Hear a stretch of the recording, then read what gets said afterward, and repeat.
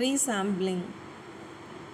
Resampling in multivariate analysis refers to a set of techniques used to repeatedly sample data from a dataset to assess the variability or uncertainty of a statistic or model.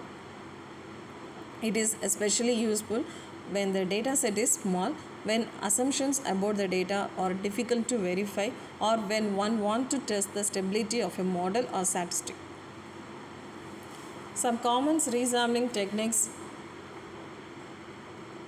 involves bootstrapping, permutation test, and cross-validation.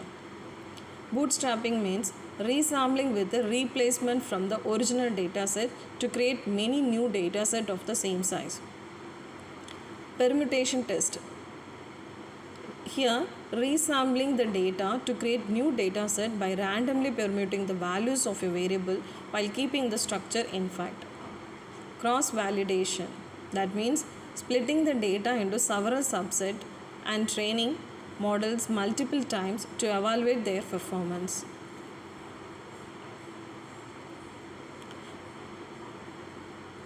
Let's walk through an example using bootstrapping in the multivariate analysis.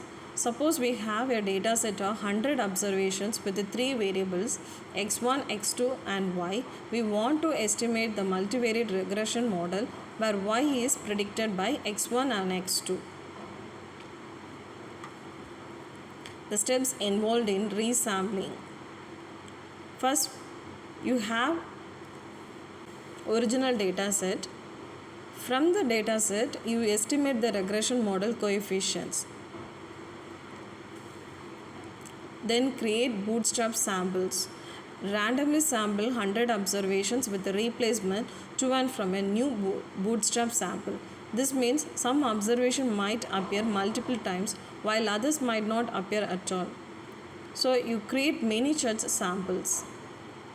Then estimate the model on each bootstrap sample.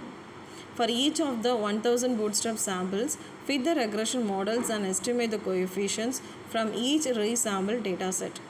Then compute statistics. After fitting the model on each bootstrap sample, you now have 1000 estimates for each of the coefficients.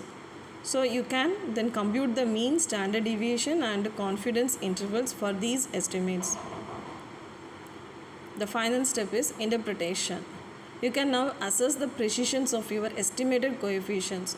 If for instance the standard deviation of beta of 1 is large, this indicates high variability in the estimate of beta 1. So you can also look at the confidence intervals. If the 95% confidence interval for the beta power 1 includes 0, it suggests that x1 might not be a significant predictor of y.